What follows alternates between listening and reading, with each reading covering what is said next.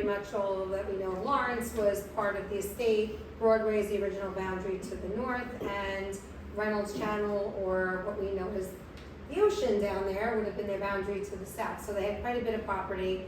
I invite you to visit the home and learn more about the Martin history. This house predates the United States. It predates the American Revolution. There's revolutionary history here, the emancipation of slavery. A lot of great things went on. A lot of bad things went on, but you know, most of the history of our country can be found right here. Hi, Jane. So the Martins lived here for about 55 years, and then in 1824, the Hewlett family comes over. Thomas Hewlett purchases Rock Hall and 125 acres for $4,700. And they become the next family to own Rock Hall and the property around it. The Hewlett family then lives here for the next 125 years. They own this home. And in 1948, they deeded to the town of Hempstead, and we've been a museum since 1953. So it's a very long history, but there's a lot of wonderful stories that come out of this house. If you haven't seen it already, there's an exhibit just at the end of the path on James Monroe Hewlett. James Monroe Hewlett was born at Rock Hall. He is the father of this lovely lady we're going to learn about today, but he's a wonderful artist, architect, sculptor, designer. He created pageants and murals. Most noteworthy would be the ceiling of the Grand Central Station.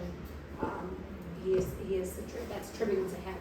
So, a lot of history here. So if you haven't seen the exhibit yet, feel free to do that tonight. Feel free to visit the house. We have 3 floors on display. The cellar, the first floor, the second floor has some bed chambers upstairs, doctor's study, and also 2 rooms devoted to the Hewlett family. So there's a lot to see here, and I invite you to stay and take as much time as you need. Downstairs, most importantly, after the program, we have refreshments. So if you would like to stay, come downstairs and enjoy refreshments as well. Now, most important downstairs is the gift shop. And there's a gift shop, yes. But please take the refreshments as well. And the gift shop, yes, because we must all exit through a gift shop. And But there's some.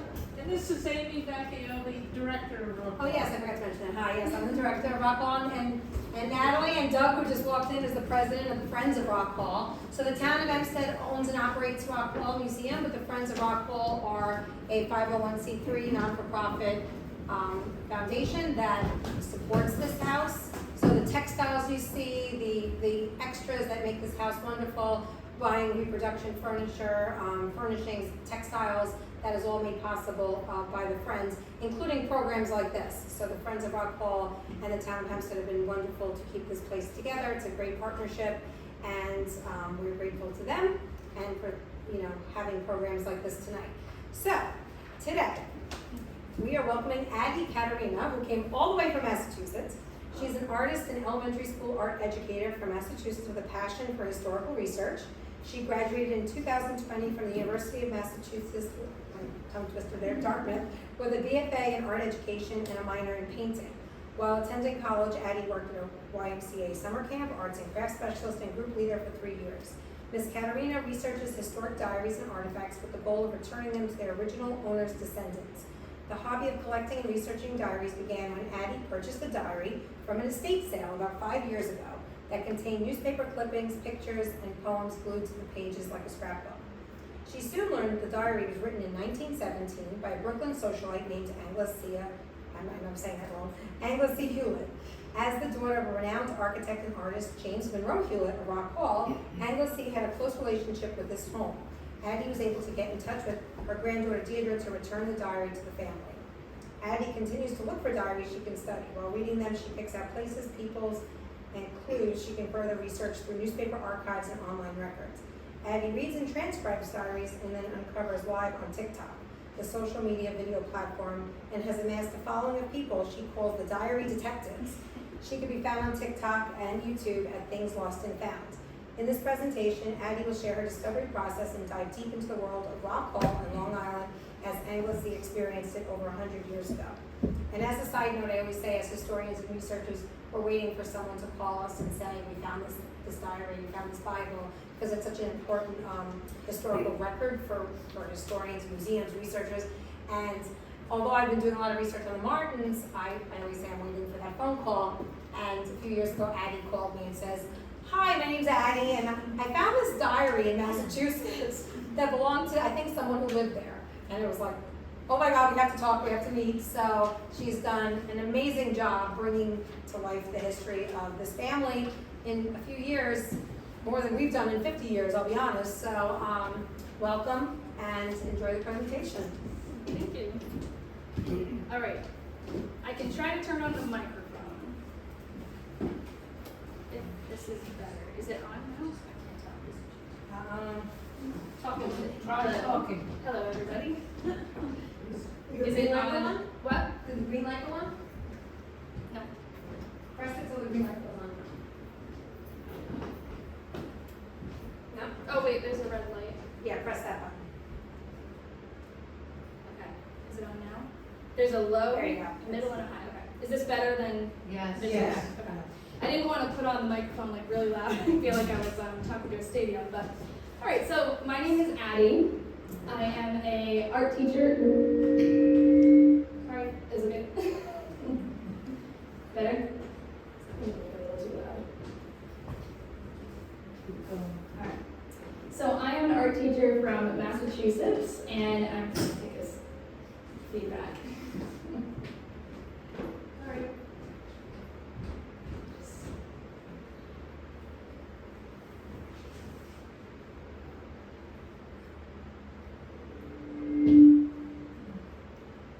It was good for a minute. I can't tell as much because I'm all the way up here, but if I can hear it, I better than I think. All right.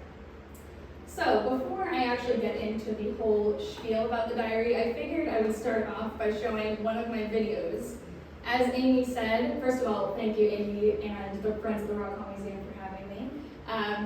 This is sort of the thing that I started to do on TikTok and kind of got the diary the attention that it has. So here we go. Another entry from this diary written in 1917. In the last entry I read, Inks, the woman who wrote the diary, talked about her sister's wedding. She doesn't write much over the course of the next few days besides having a fight with her mom. And she doesn't say what that fight is about, but we do have a nice long entry on July 20th. I got up early and took the 9:23 train to Jamaica, where I got the 10:28 for West Hampton. Helen Church and Lou Callender met me, and we went straight to the beach where I saw Maud, Nat, Mrs. Poole, Jordan, and Callender. We went home at lunchtime. Mrs. Church, Helen, I, and two funny old relations were there for lunch. Janet, Emmanuel, and Nat came over in Janet's car at 2:30, and we all bummed around in it for the afternoon, ending at the drugstore for sodas. At 6, Helen and I went to the train to meet her father. There were crowds down there. I met Carol Small, and she asked me to visit her when I leave Helen's. My trip came just before dinner. We dressed for dinner, and afterwards knitted, and went to the movies at the club to see Mary Pickford. We didn't stay for the dancing. So I don't know if you caught it, but the date of this entry was July 20th, 1917. So this was exactly 106 years ago.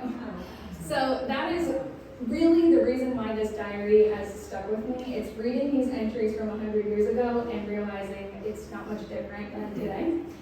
So I'm going to keep going. I'll tell you a little bit more about myself, but Amy pretty much went over it. I am from Massachusetts. I am a K-2 art teacher, and I'm a painter myself. That's what I went to school for, and I also dabble in history. So history, when I was in high school, was never my favorite subject because I felt like it was a lot of just memorizing names and dates and events, and nothing really stuck with me personally.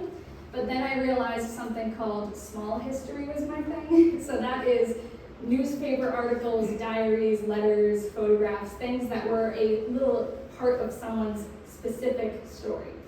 So the diary, which is right here, is what we're going to talk about today, but these are some of the other pieces that are in my collection. I have a few diaries, letters, all different things that I like to research. So in this presentation, we're going to talk about the beginnings of the diary, how I found it, how I started to research it, why it stood out to me. And then we'll talk about Anglesea herself, the main character. And I'll tell you about my research process, and then we'll talk about Rock Hall. So in the 1917 diary, Anglesea visits Rock Hall for the summer. So that is kind of a big span of the year. So how it began, this is what the diary looked like when I found it. So I went to an estate sale with my parents. My parents and I always went to yard sales and estate sales together for fun. It's kind of something you never know what you're gonna find, and that's what I like about it. This is definitely the best thing I will ever find at an estate sale, like that's it. So when we went through the house, it was obviously the second day of the sale because everything was kind of picked over, there wasn't much left. I always like to go to the basements because that's where the fun stuff is. When we went down into the basement, there were piles and piles of books, like bookshelves as tall as the ceiling full of books, piles on the floor. And this diary was actually sitting right on top of a pile of books, and my mom was the one who picked it up. And she brought it over to me and said, "This looks interesting," and it definitely did. It was obviously written by someone. It was a diary, but I couldn't tell right off the bat how old it was or who wrote it. So I figured I'd take it home with me because I like this kind of stuff, and it sat for a while because I was in college, I didn't have much time to go through it. But then when I finally did, I realized what an important story is within it. So this is what it looked like when I bought it. It was obviously missing a cover, the spine was coming apart, it was pretty fragile. I had it rebound, and that's why it looks like this now. So this is the diary now, and you can see the first page here. So originally this was just kind of exposed.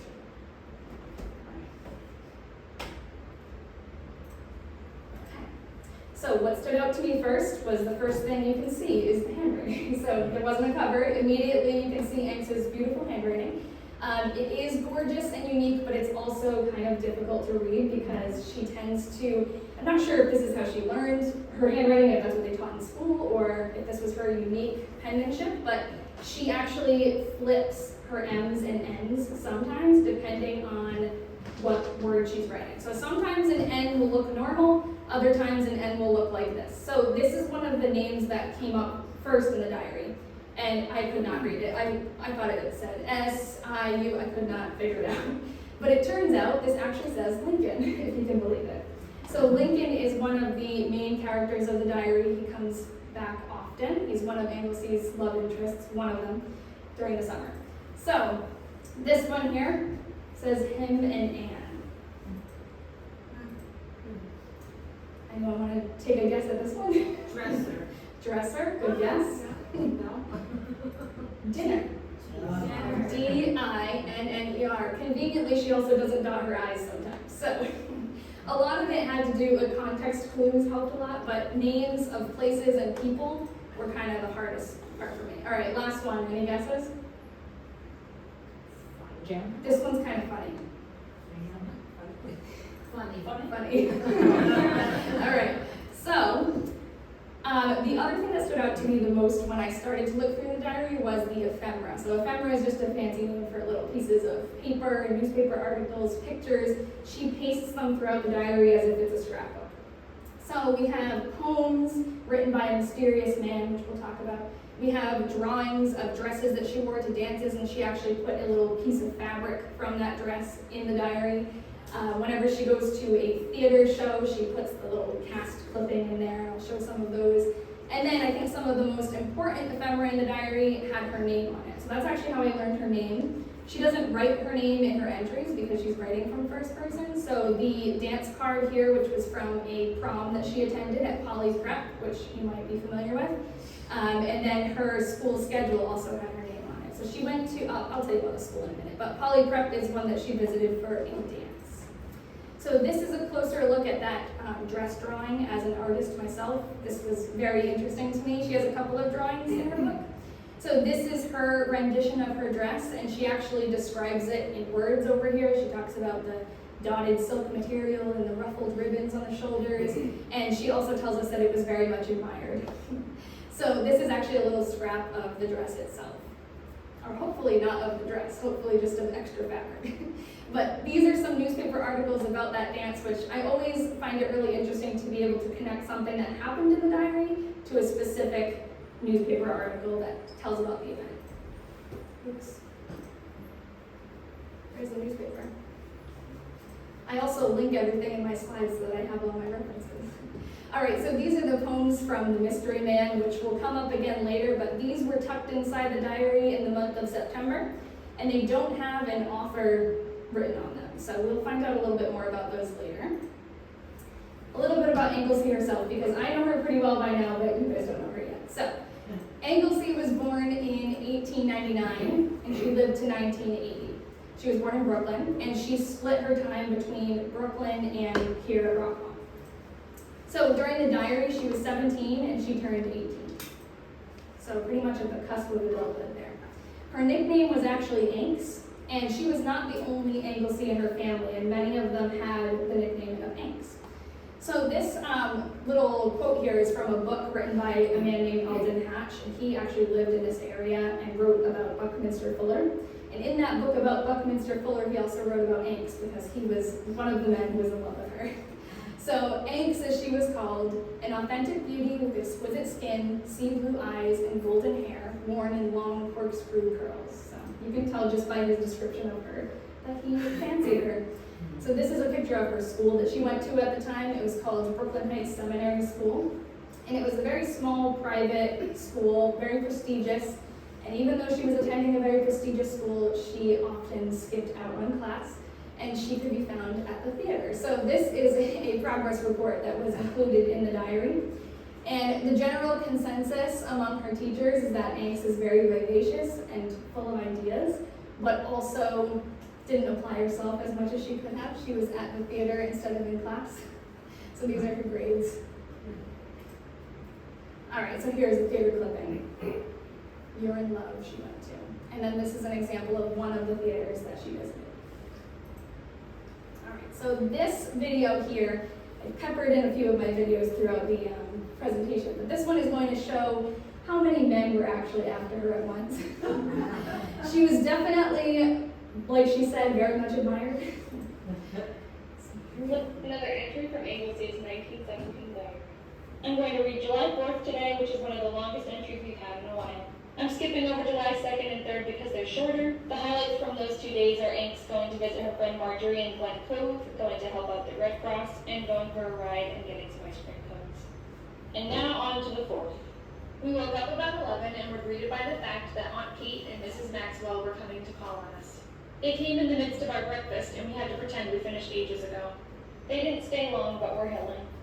We finished our breakfast and then went for a ride until about dinner time. There was a parade this morning, but we missed it. After dinner, we knitted until about 4, when we left Mr. and Mrs. at the club and went over to the Vales. There were bunches of people there, and I don't know who half of them were, but I heard later at the dance that I had made a wonderful impression by my short visit. Matt and I went down with some of the crowd to watch them bathing. I talked quite a lot with one boy, Harry Ladding, and he seemed very nice, but never came near me at the dance that night. We stayed at the club with the Beards for about half an hour and dressed from 6:30 to 7:30. Dick Ayer, Catherine Hall, who came out in New York 2 years ago, Warren Brewster, and Gray, a Princeton boy, came for dinner, and we all went to the dance afterwards. Awful at first, but great after I removed my unlucky ring. Danced heaps with the boys at the dinner, plus Bertram Bucknell, Billy Hester, and another boy. Sat hours on the porch with about 6 of them all at once. Wonderful time. Missed Hunt, who was coming to dinner but is in Canada. Stay tuned for some more entries, and I hope to... So you can tell just by that entry that she was a very busy girl. She was often back and forth between dances, parties, friends' houses for dinner, and then you also probably noticed the word boys many times. So she was at that point in her life where she was starting to just think about marriage, courtship, and you can tell that many of the men around her were trying to win that honor. So, all right, so a little bit about her family. As we know, her father was James Monroe Hewlett. He is the center of this exhibition that we're all here for. And her mother was Anna Willits Hewlett.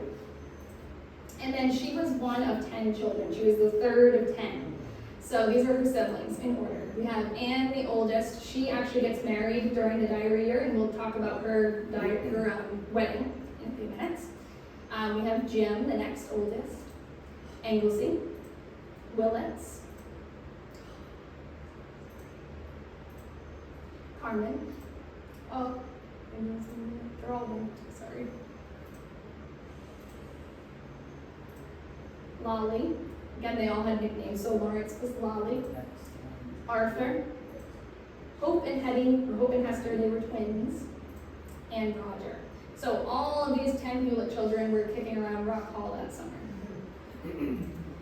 All right, so again, we're talking about Alden Hatch. Alden Hatch was the man who wrote the book about Buckminster Fuller. He also wrote about Hewlett. So this is kind of a description of the Hewlett family that we wouldn't be able to get anywhere else. They were, with the exception of Jim, all extroverts with high spirits, high tempers, and such quick wits as made life in their midst a constant gaiety. And the children used to have terrific family fights, first-class brawls with 5 or 6 of them taking part, punching, biting, and pulling one another's hair. Boys and girls all mixed up, fighting like wolf cubs. So can you imagine that happening right here? So some of Anglesea's friends that will come up in the presentation today, these are friends who lived around Rock Hall, are Marjorie Beard. She actually ends up marrying one of Anglesea's brothers. Josephine DeSelding, or Joe. Buckminster Fuller, he became a famous architect and inventor. Lincoln Pierce is one of Anglesea's main love interests of the year. But Walter Stearns, does make an appearance this summer. We'll see him. Tilden Hazard and Alden Hatch, he wrote that book, and Jim McCrae. I'm not super familiar with the area, but I do know that some of these last names are prominent last names in the area, so you may recognize some of them.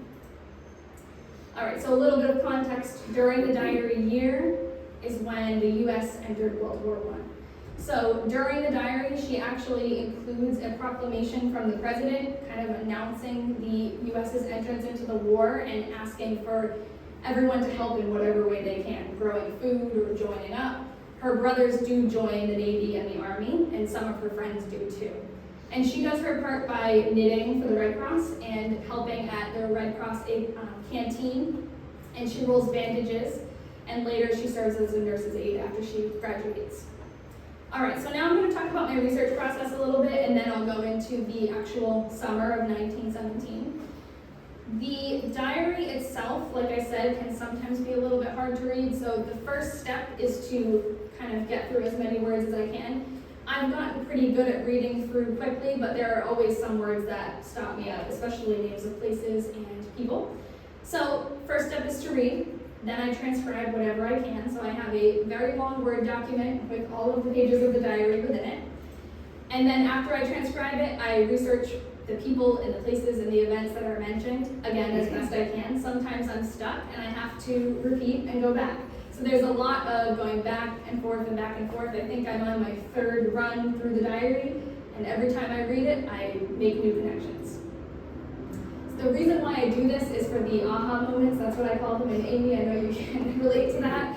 It's really what fuels the whole fire. So every time there's a new connection, something unexpected, finding photos of the person, that's kind of what drives it and keeps it going. So I ended up finding this photo in the book that Alden Hatch wrote, and this was from 1916. So this was basically what Anglesea looked like when she wrote this diary. And she's here with all of her friends and her siblings that she writes about in the diary. So that was one of the biggest aha moments.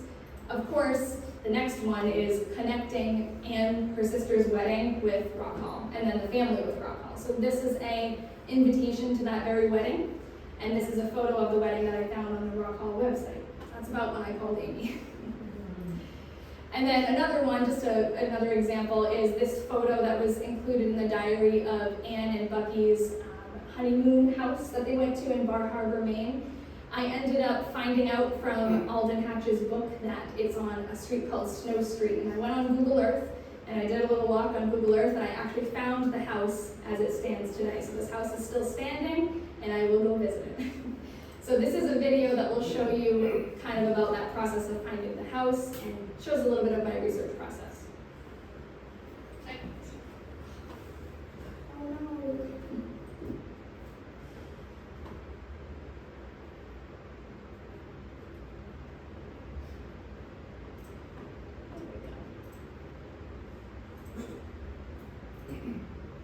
I bought this 105-year-old diary from an estate sale. It was 105 then. And don't be fooled by this shorter entry. I have something really cool to share at the end. Right now, the diary writer Anglesea is visiting her sister and her new brother-in-law in Maine where they are honeymooning. She writes, up late, did not breakfast in night clothes as Anne, very rainy, wrote long letter to family, and sat about till lunch. Drunk arrived. The real gem of this entry is the floor plan and the photograph that she includes of her sister's rental cottage. When I first started looking through the diary, this was one of the coolest pages because of this photo. But I can't wait to show you what I just found. If you've been following me for a while, you know that this book by Alton Hatch, which is one of Hanks's friends, has been a great source of information for me. This is the book that It's about Mr. Fuller, who is her brother-in-law, but there's lots in here about the Hewlett family, including Anglesea herself. In the book, Alden actually talks about this honeymoon, and he gives us the street that it's on. It's worth mentioning in here that he talks about Link Pierce and how he's in love with Anglesea. Link is a recurring character in the diary, and it seems like they both have feelings for each other. Anglesea, her friend Marjorie Beard, who she calls Madge, Link and his family members, and the Fullers all go to visit Anne and Becky at this cottage. And in the next few entries, there'll be so many stories about Link and Marjorie, all of them. But for now, I want to show you this. This, I believe, is the house that Anne and Becky stayed in today. Actually, I think the picture was taken in 2007, but you get the idea. Although some details have changed over time, it was built in 1907, so that tracked. What do you think? I think my next vacation has to be to Acadia, and I have to go visit that house. So the funny thing is, I actually have been to Acadia quite a few times before I even, knew about the diary. But now that when I go back, I'll definitely have to check it out. So another example entry, I figured I would go through and kind of show you the process as it goes. So first thing I would do is read the entry straight from the diary and check out all of the clippings that are inside. So this entry is about Anglesea going to an Actors Fund fair in the city. Next step would be to transcribe it. So this is what this diary entry looks like, just typed out. It's much more boring, but it's easier to read.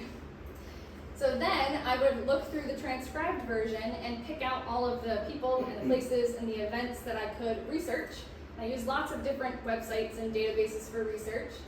And then eventually those names, dates, places turn into photos. So as an artist, a visual thinker, my favorite thing is to put names to faces. So that's kind of my goal when I'm researching. And these are all people that are included in this entry. So then this turns into something like this. So I'm going to read it to you and show you the pictures. And try not to hit any other buttons. All right. At about 10 after 10, the maid knocked on my door to announce that the Hillises had arrived. I jumped out of a sound sleep and was dressed in 10 minutes, and they outside honking the horn a mile a minute. Nat's mother, Nat V. Wagner, and I motored to Riverdale to leave Nat's sister for a visit. We got back about 1:30 and had lunch at Nat's. I have a picture of Nat's house. I saw Father's decorations for the ambassadors, etc. at Union Square as we rode by. They were very nice, and all over New York is finely decorated.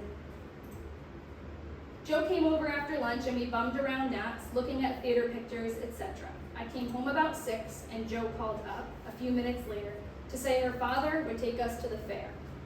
We had almost despaired about going. I stopped for her at 8, and we 3 went over. It was wonderful. An awful crowd, but more fun. Poor Mr. DeSelding had an awful time keeping track of us because we were always tearing off in different directions.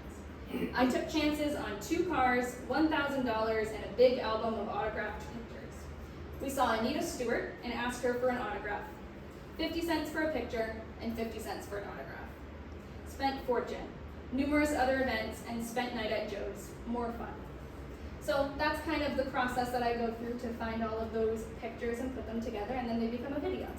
So as I started to share these things on social media, the audience grew, and it became clear to me that lots of people were interested in Anglesea's story and the stories of the people and the places around her. So another kind of side benefit of sharing this on social media was I got to get input from people all around the world, deciphering hard words. I would ask people, what do you think this says? And I would find out.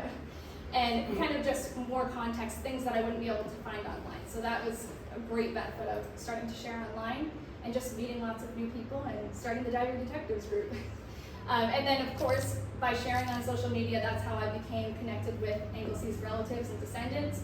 And they have been amazing, sharing stories, pictures. These are all pictures from them. So without them, of course, without them, we would not be where we are. We wouldn't have all of this wonderful information about Anglesea to share with you all. So. All right, so now what we're all here for, the summer at Rock Hall in 1917. So Anglesea, like I said, split her time between her home in Brooklyn and her home here at Rock Hall. And during the summer and through September, she was here especially for her sister's wedding. That was the biggest event of the summer. And then she also just had some general adventures with her friends, going to parties and dances. And she also had a fling with a man named Wally Stearns who lived nearby. So that's what I'll talk about for the summer. This is July 11th. It's the night before her sister Anne's wedding. I got up about 10, and Link and I took the 11:45 to town. He came with me in the subway as far as 96th Street and put me on the subway for Joe's. She met me at 116th Street, and I had lunch at her new apartment with she, her mother, and Agnes. The apartment is small but very nice and on a wide street opposite of Columbia College. Right after lunch, we left for a canteen meeting at 470 Park Avenue. Betty picked us up in her car, and after the meeting, took us to the Biltmore for tea. Link met me at the train, though I missed the one we meant to take. She's always late. He gave me a 5-pound box of candy, Page and Shaw's. I, Anne, Bucky, Kay Burrell, Madge, and Willits, instead of Link, danced at Alden's. We only stayed a few minutes after dinner, and I came home with Wally, who was waiting for me outside in his car. I didn't see Link when I got back, having to get Kate settled, so he thought I had gone to bed, bless you, without even speaking to him, and retired in a great state of worry about me, so Bucky told. Anne, Kate, and Madge in my room for night. I came home with Carms and eventually fixed up last year's spat. Wally brought Madge home and gave me the kiss he got promised in our truth game. I gave Link my picture, and he's the only boy I've ever given one to. So ironically, it sounds like a picture means more than a kiss. All right, so then I did add a little bit in here because in Alden's book that I was talking about before, he also talked about this night, and it's funny that Angst doesn't really mention him much, but he mentions her, and he talks about how he really wanted to be with her, but he didn't feel like he stood a chance. All right, here is Anne's wedding. So this is probably the most important event of the summer. It took place right here at Rock Hall. It is unclear if it was inside or outside. I think it was partially both because it was raining on and off, but here we go. The morning was very busy with dressmakers and the wedding rehearsal. We had a last fitting on our bridesmaids' dresses and then rehearsal at Rock Hall. It rained so hard we left off planning for outdoors and arranged for an indoor wedding. At 1, we had a stand-up lunch.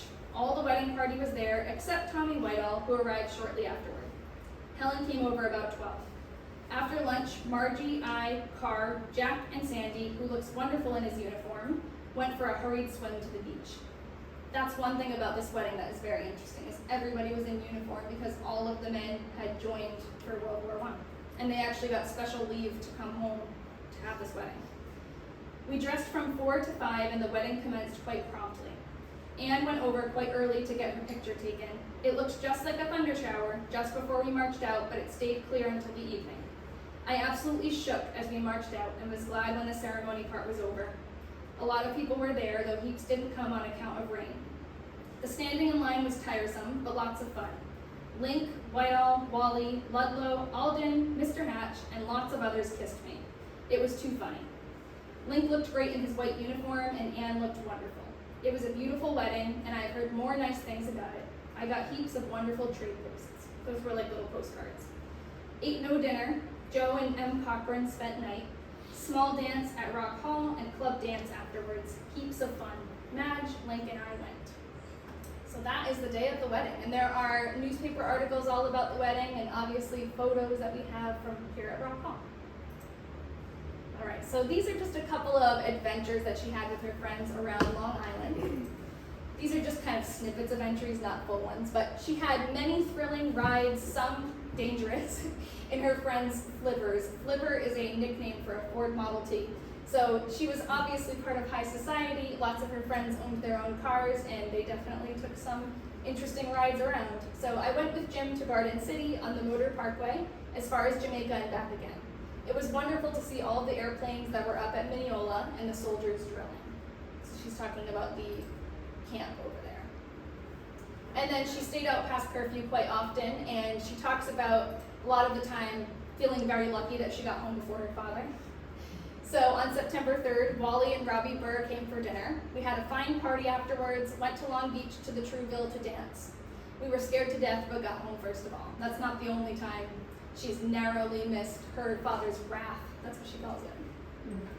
Oh. That would have been the Vanderbilt Motor Park where she mentioned. Oh, yeah? The Long Island Motor Park. Oh, that's awesome. Private. See, that's what I mean. I get lots of input and insight that I wouldn't know from sharing.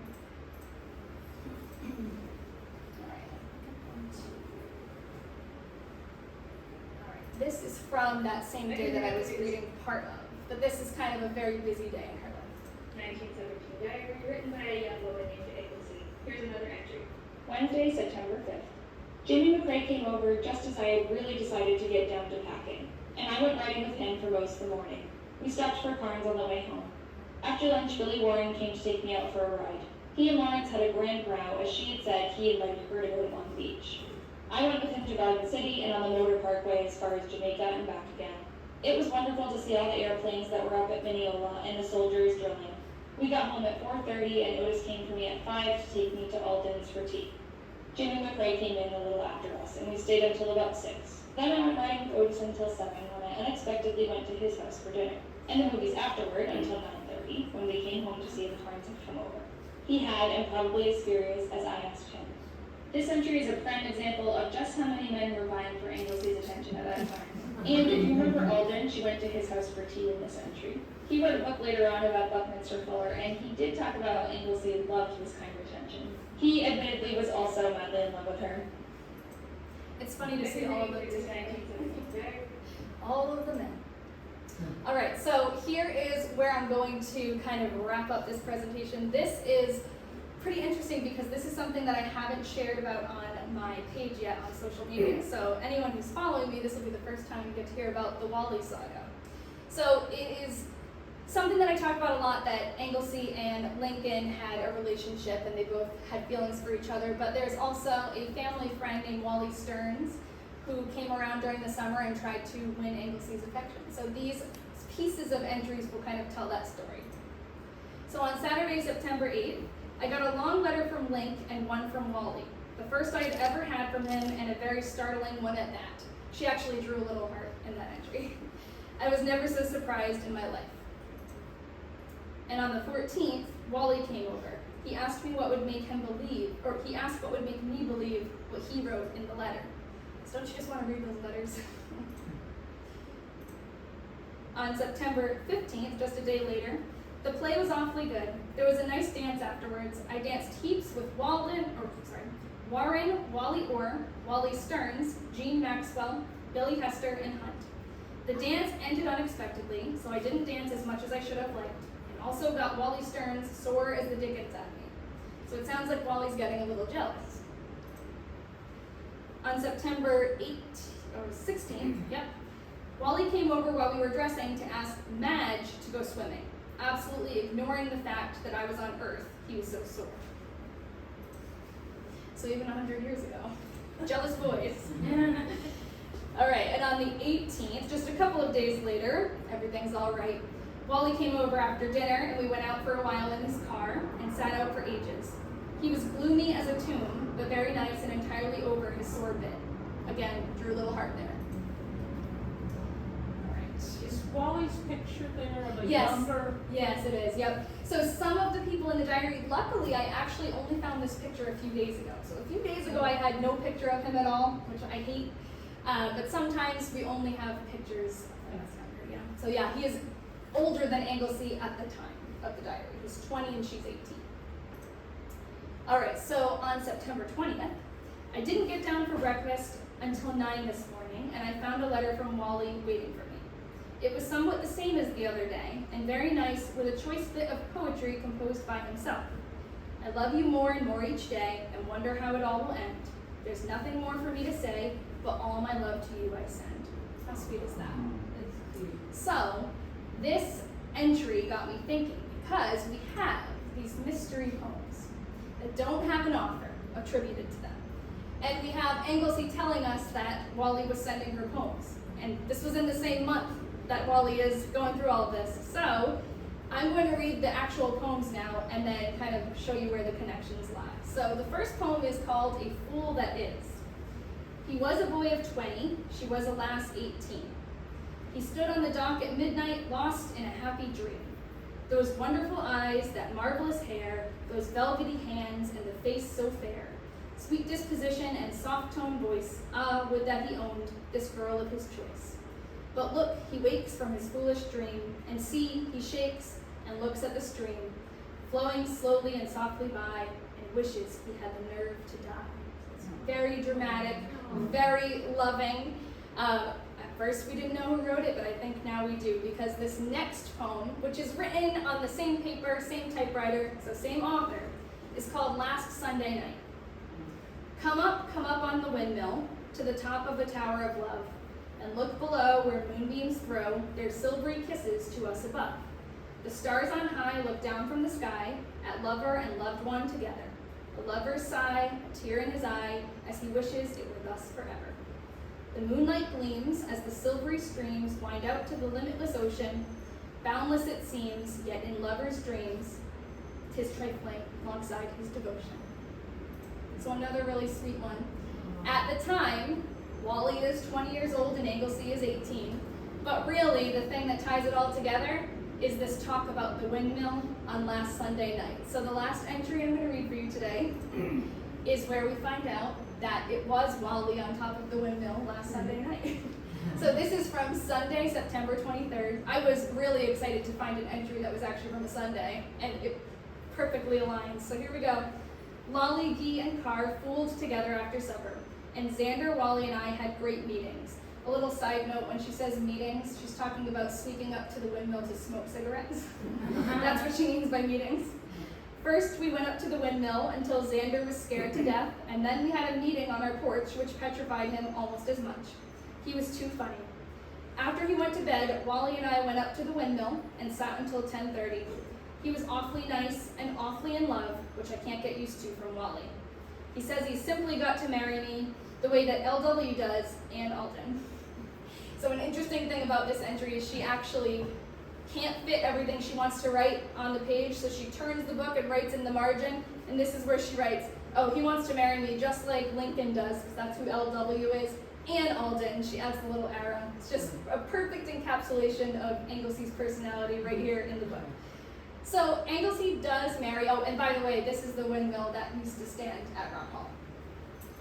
So Anglesea does get married. She doesn't marry Alden or Wally or Lincoln, though. She marries a man named George Abbott. But before that, she studies at the Art Students League, and she serves as a nurse's aide for World War I. So then she does get married, and she has 2 children, Sally and George, and she passes away in 1980. So this diary took place 106 years ago, but Anx's story is timeless. Throughout the diary, she has friendships, she has relationships, she experiences love and heartbreak and loss, and I think that's something that we all can relate to. So I hope you enjoyed this, and I'm happy to answer any and all questions. I know I talk fast and I'm a little nervous, so if I miss something, feel free to ask. And I'm happy to show you the diary too.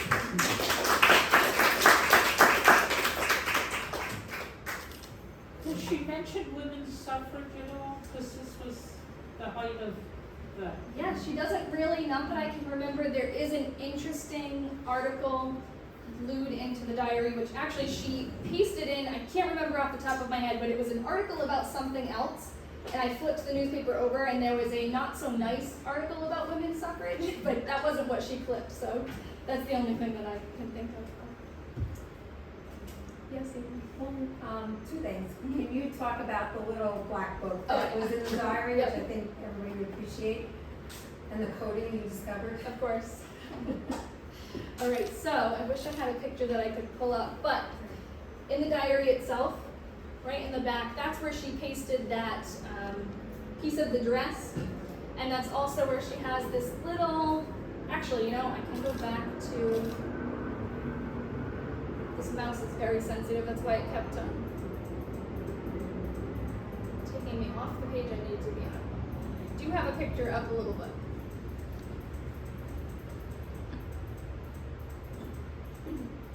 There was. Thank you. Okay. So right at the corner there, that is the little book that is inside this envelope that's labeled private. Knowing Anglesea, I don't think she would mind. So inside the little book, there are names.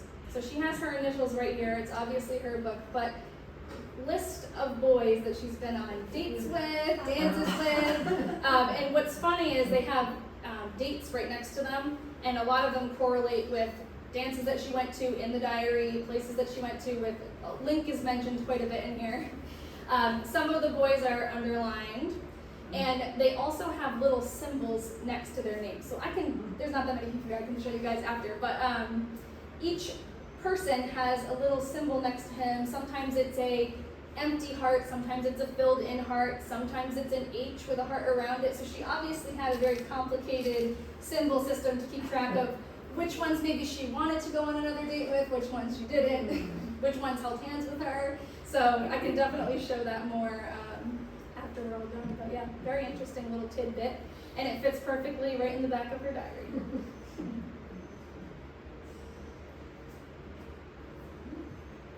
Any other questions? Do we know whatever happened to Link? Well, we know a little bit. I tried to do some research and I did find eventually some pictures of Lincoln, because at first the only picture of Lincoln I had was that one from the wedding. And it turns out he did marry a woman named Ada, and he's actually buried in Massachusetts where I live, so I did go visit his grave. And that's a whole nother story. That was an interesting way of finding his grave, but yeah, I don't really know much about him, but I know that he did go on and he fell in love with that. He made it. Yeah, he made it. Oh, actually, here's an interesting tidbit. He was the best man at Anglesea's wedding. So he went to Harvard. He graduated from Harvard, and he graduated the same year as Anglesea's future husband. So I'm convinced that maybe they met through Link. I don't know. Are they buried in the same like cemetery as each other, or they're just in different ones? in Anglesea and Massachusetts? Link? Yeah. Different ones. Okay. Different ones. That's Yep. such a weird coincidence. It is. Yeah. Well, actually, Link grew up in Milton, Massachusetts, and so did. No, I don't know. He somehow him and Bucky were childhood best friends. I think they went to the same school together in Milton, Massachusetts. And that's kind of where Link's family was from.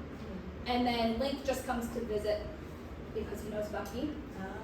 And then Anglesea ended up in Massachusetts because that's where George was from. So, and she's buried with all of his relatives. I know you've been in touch with her relatives, but have you ever met them? I've met them through phone conversations, Okay. but not in person yet. We're planning that. Yep. And I actually don't live too far from her granddaughter, so that'll happen soon. Do you think she had a second diary that has disappeared? or something? I think she had a second and a third and a fourth. The way she writes, she's very methodical and descriptive, and she's pasting each thing that she does into the diary. There's no way this was a 1 year thing. It was too much of a pattern, you know? So unfortunately, I mean, I hope that this isn't the case, but it seems that at that estate sale, maybe there were more. And, you know, I beat myself up every day that I didn't look around more, but they're either kind of dispersed with other people who hopefully love history and are interested in her story, or I'm not sure, maybe someday we'll find them. Well, and you just showed me you did buy Yes. another one. Yeah, I actually have that. So it's not quite a diary. I don't know if this thing is still even. I don't want to get stuck. Thanks. This is my assistant. So this is not quite a diary, but it is a book of kind of like appointments. It says engagements. This was on eBay when I started to search, when I found out her name and I started to search her. I'm assuming it was from the same estate sale, and it was like an antique dealer who was selling it. And it does have some of her friends listed in it, places that she's going. It's not as detailed as the diary, so luckily we have that, but it definitely is another piece of her life which would have gotten kind of lost, so I'm glad to have that. Is it dated, any date? Yeah, so it says December 25th, 1919. That's probably when it was given to her as a gift. And then it kind of spans, it's very sporadic from 1919 to 1921, I think. And she didn't write in it much, so it covers a few years. Yeah. And this is what I think the diary looked like, the same leather and the engravement. So that's why when I got the diary rebound, I actually brought this with me and I asked him to try to emulate that as much as possible so they would kind of go together. Yeah. I don't know if you remember from the first slide, but you could see what the diary looked like before. And it did have remnants of a back cover. Let's see. So this, to me, looks a lot like the appointment book. So that's kind of why I decided to go with that look. In the exhibit, we have a Bible that belonged to her father, James Monroe Hewlett, and it does have a very similar leather. It's engraved with his name. So I wonder if that's a way to sort of, maybe track down who created these. Definitely. Like as a, leather maker or. And actually, I took They do look similar. They do, and I took a picture earlier, especially one of them, one of the later guest books actually. The front cover has the same design on it, so I was going to research whoever made them. But it has the same illustration, just says guest book instead of engagements. And a few years back, the Anglesea Newman, who is James Monroe's granddaughter, but her niece, gave us actually Hewlett guest books that belong to Rock Hall, and we have them upstairs on display. And even there is a similarity between the ledger, the way the diary and the ledgers are created, so there might be some connection there, some bookseller they bought them from, maybe in Brooklyn, but those are on display as well, and they're pretty cool too. So they were actually keeping guest books here around the same time and during 1917, where visitors would come and sign the guest books, and it's full of current events and whimsical drawings. So, actually Addie today was looking through them, and that'll be a future project. Maybe you want to spend some time here, and we could work on some of those names, because that's another, great project. Every single person who came to visit has a story. Yeah, it's very cool. And then we also could see the year of 1917, so the people coming and going for Anne's wedding, they're all in there. So it's really cool to be able to put those two things together, and the people who come to visit, I have a story about them in the diary, so it's pretty interesting. How much do you pay for the diary, and how much was the other book on eBay? That's a great question. The diary itself, I don't remember. It was probably $1 or $2, because I had a bunch of stuff, and I came up and I said how much, and they gave me, I really don't know, but I think it was really low. To recover it, I paid about $200, so I guess that's what I paid for the diary. But it was worth it. I definitely wanted to do it the right way. I'm an artist, I like to figure things out and do things myself, but that's something that I wouldn't try to do. And then this was about, I think, $13 plus shipping. So this was something, any random person who picks this up and doesn't really know who Anglesea Hewlett is, this doesn't mean much to them, it's just a piece of history. So $13, it was mine, and it's priceless to me, so. I have a question about social media. Yeah. Of course, I understand it's a labor of love, but is there a benefit to doing this on social media? Is there, I need to ask, you don't have to divulge that, but are there financial awards for putting all this work in, and you've done a great job? Well, there is something on TikTok called the Creator Fund. I joined for a little while. I made probably like $50, but it was a few cents every video. It just wasn't really, once I started to do it, it wasn't really what I was in it for, so I left that. So now it's just kind of, like you said, it's a labor of love, so nothing financial at the moment. But I do have a Patreon page where we have a diary detectives group, and they come in and they help me with my research, and it's really fun. So I guess that's also a benefit. So yeah. Crowdsourcing Yeah. is the name. Yep, crowdsourcing. Yeah, it makes things go a lot quicker and easier when you have 10 people who are on the job. Her handwriting is definitely not Palmer Okay, method, all which right. is, the usual at that time. That's interesting. Yeah, it's definitely different than anything else I've seen from the time. But what's interesting is when we look through the guest books, we see a lot of similar handwriting from other family members.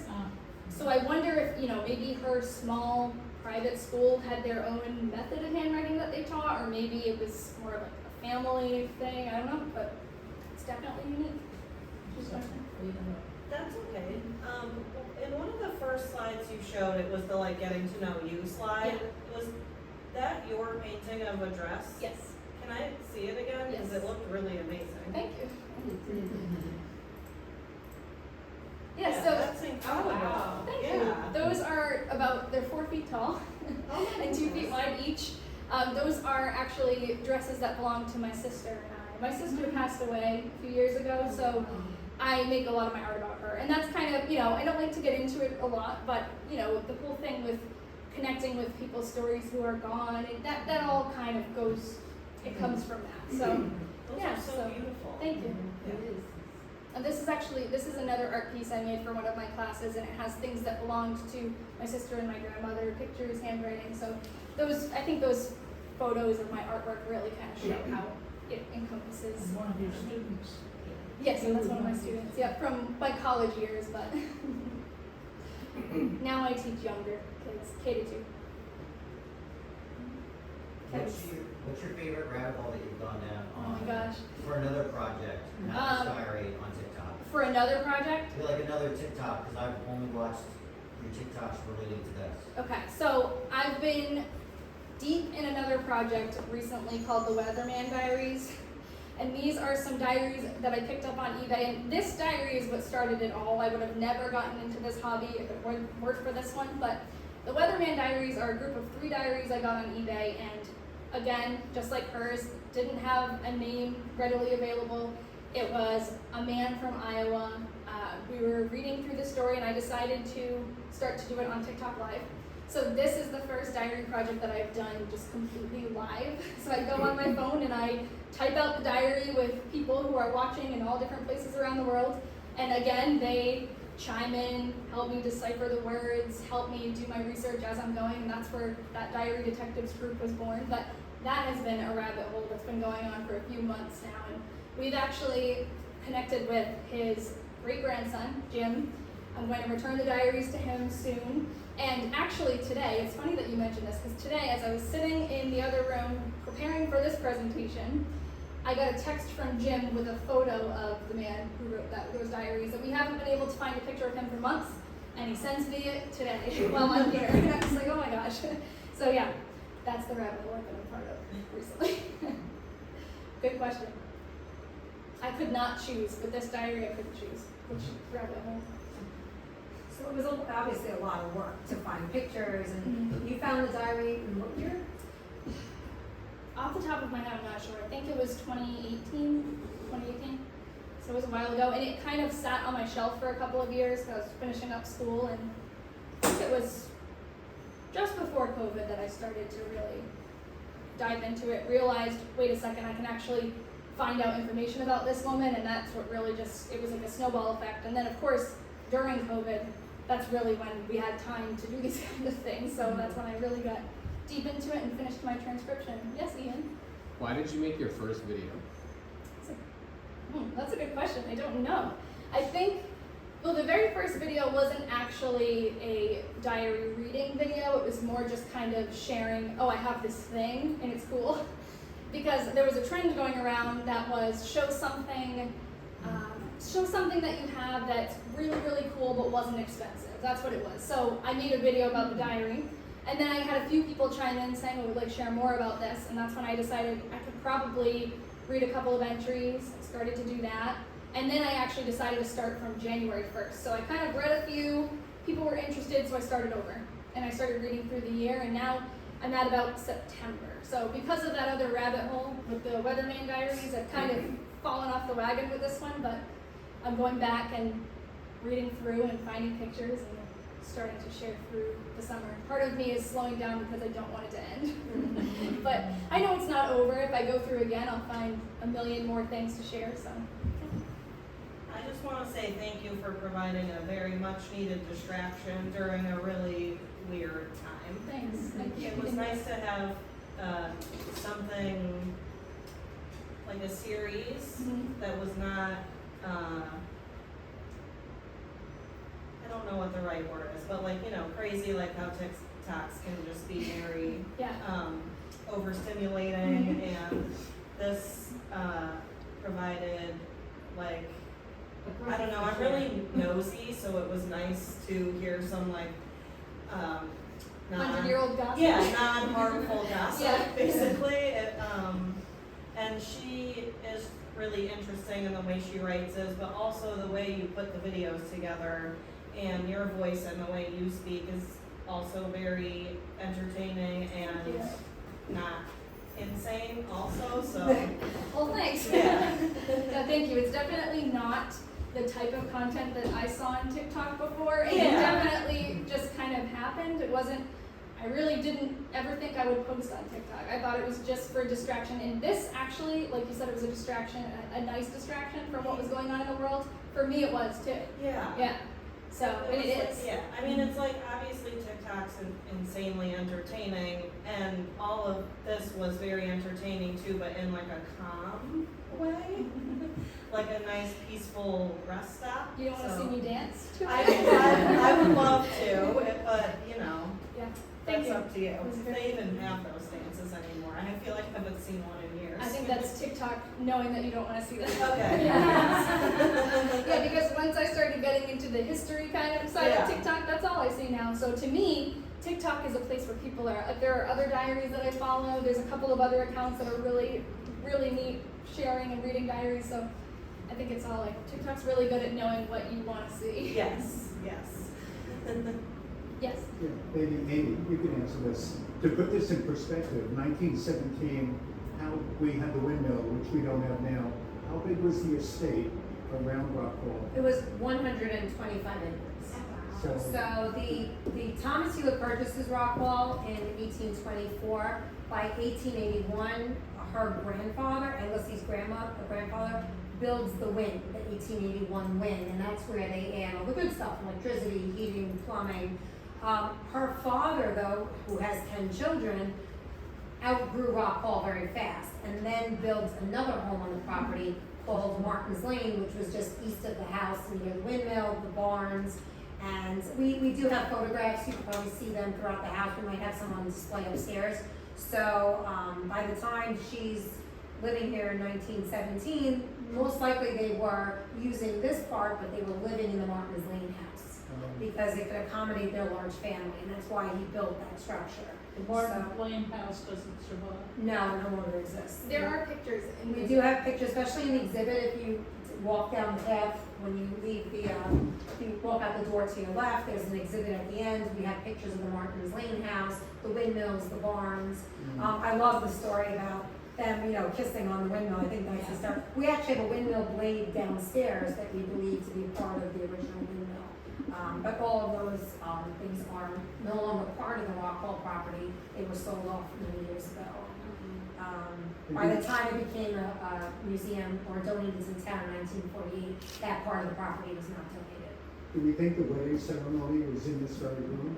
Oh, yeah, I think so. It was either because Or from else the we had entry, pictures. it was a little, so the picture is outside.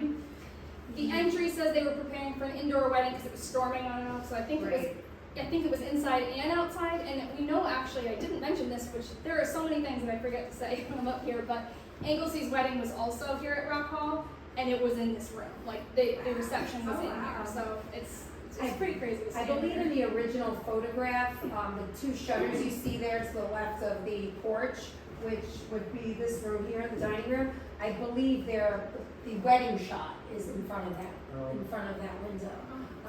You could see it in the original photograph. So yes, definitely on the grounds. And if you actually go into the exhibit, we have footage from the early part of the century. And you can see the windmill, the barn, the ice house, and the audio that we imposed over the video is actually Anglesea's sister, Hester Hewitt. So she is alive until the 1970s or 80s, and she actually gave us an oral history of the house. So it's playing on a loop in there. So if anybody wants to hear Anglesea's sister, at least, I don't have much on her, Angs herself, but we do have wedding photos of other weddings that took place here. And, Addie and I have started to go through boxes like maybe this was her dress. And there's a lot of Hewitt stuff here, but it was such a large family. Her Aunt Lolly, I think, is the last one to live on Rockwall's property, and they called it Antler's House, I believe. Did she mention that in the diary? No. So there was, I believe it was the Martin's Lane house, but Lolly is the last one to live here. She lives here until the 1920s, I believe. So she's living on the Rockwall property. I wonder how they got her name, Anglesea. Well, I did ask family members about this because it's a family name. It's passed down throughout the family, and there are still, I think there's 4 or 5 Angleseas living today. Oh. So It was definitely a special name, and I did ask, where did it come from? And there are a couple of ideas. There was an island of Anglesea, and there was it was a nunnery or what's the other word for a nunnery? A monastery. It was something like that was named Anglesea in England. So it was spelled slightly differently though, so they weren't sure. But yeah, it's definitely. It's funny because I was talking to Liz, who is Anglesea from the Diaries' great-grandniece, and her name is also Anglesea, but she goes by Liz. She said everyone was named Anglesea, but nobody went by Anglesea. Everyone had their own nicknames, so we've got Liz, we've got Anks, we've got Lacey. She actually talks about her aunt Anks, her aunt Anglesea in the Diaries, so everyone had their own kind of version of it. And about Martin's Lane, Alden does mention going to visit Martin's Lane on the day of the wedding. So that's where they were getting ready in the morning. That would be a convent. A convent, thank you. So, yes. Keep researching, please, and, Thank you. adding to our story. Thank you. Thanks, everybody. Good job. Say thanks for your recommendation on